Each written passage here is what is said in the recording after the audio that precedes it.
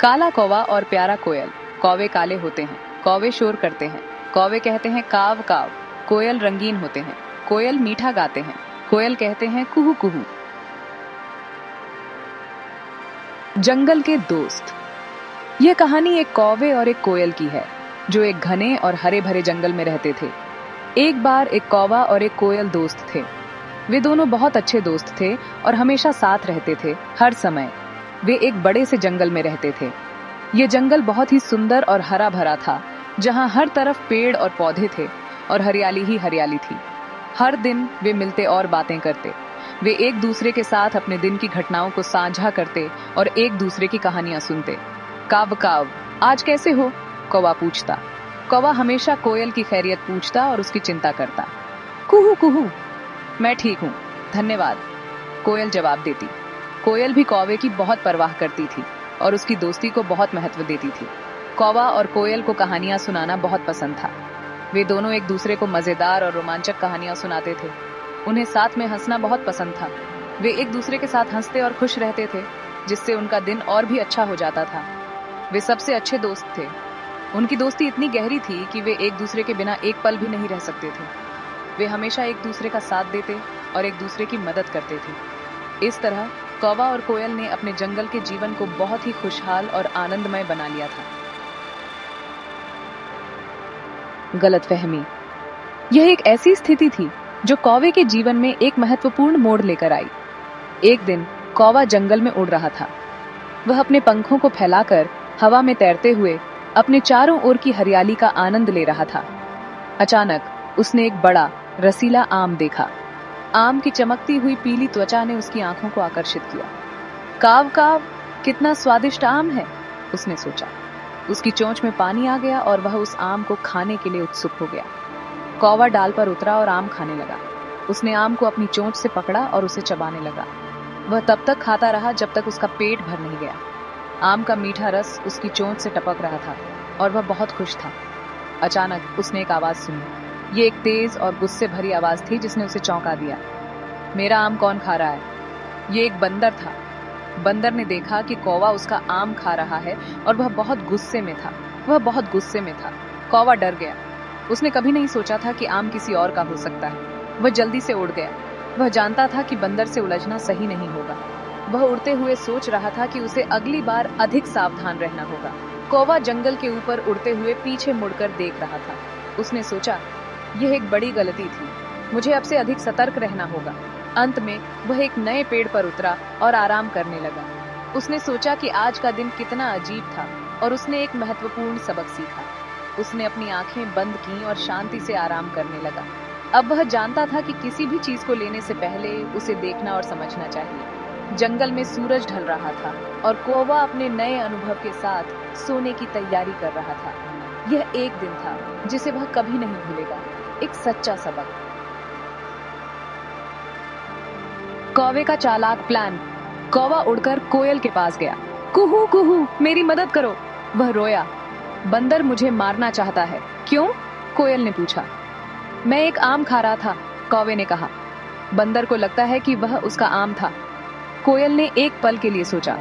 चिंता मत करो, उसने कहा, मेरे पास एक प्लान है। कोयल ने उड़कर बंदर के पास गई। वह बंदर को एक महत्वपूर्ण संदेश देने आई थी। नमस्ते बंदर, उसने मीठे स्वर में गाया। उसकी आवाज में एक खास मिठास थी जो बंदर को तुरंत आकर्षित कर गई। मैंने देखा कि कौवे के साथ क्या हुआ, कोयल ने बंदर को बताया। बंदर ने ध्यान से सुना। उसकी आंखों में गहरी जिज्ञासा थी। उसने तुम्हारा आम जानबूझकर नहीं खाया, कोयल ने समझाया। बंदर को यह सुनकर आश्चर्य हुआ, क्योंकि वह हमेशा सोचता था कि कौवा उसका आम चुराने की कोशिश कर रहा था। बंदर हैरान था। सच में? उसने पूछा। हाँ, कोयल ने कहा। कौवा बस बहुत भूखा था और उसे लगा कि आम खाना सही नहीं होगा। वह बस बहुत भूखा था, कोयल ने कहा। बंदर ने सोचा कि शायद उसने कौवे को गलत समझा था। बंदर को कौवे पर तरस आया। उसने सोचा कि अगर वह खुद भूखा होता तो वह भी ऐसा ही करता। अच्छा, मुझे लगता है कि कोई बात नहीं, उसने कहा। बंदर ने कोयल को आश्वासन दिया कि वह अब कौवे को समझता है। मैं दूसरा आम ढूंढ लूंगा, बंदर ने कहा। वह जंगल में और आम खोजने के लिए निकल पड़ा, इस बार एक नई समझ के साथ। कुछ देर बाद बंदर को एक आम का पेड़ मिला जिसमें पके हुए आम लटके हुए थे। उसने एक आम तोड़ा और सोचा कि वह इसे कौवे के साथ साझा करेगा। बंदर ने कौवे को आम दिया। कौवा खुश हो गया और उसने बंदर का धन्यवाद किया। बंदर ने महसूस किया कि दया और समझ से रिश्ते बेहतर होते हैं। कोयल दूर से यह सब देख रही थी। उसने सोचा कि उसकी मीठी आवाज और सच्चाई ने एक नई दोस्ती को जन्म दिया है। अब बंदर, कौवा और कोयल तीनों अच्छे दोस्त बन गए थे। वे जंगल में एक साथ रहते थे और एक दूसरे की मदद करते थे। जंगल में अब शांति और समझ का माहौल था। सभी जानवर एक दूसरे के साथ मिलकर रहते थे और एक दूसरे की भावनाओं का सम्मान करते थे। कोयल ने उड़कर कौवे के पास वापस गई। सब ठीक है, उसने कहा। बंदर अब गुस्से में नहीं है। कौवा बहुत खुश हुआ। काव काव, धन्यवाद मेरे दोस्त, उसने कहा। कौवा और कोयल हंसे और हंसे। वे इतनी जोर से हंसे कि पेड़ों के पत्ते हिल गए। कौवे ने उस दिन एक बहुमूल्य सबक सीखा।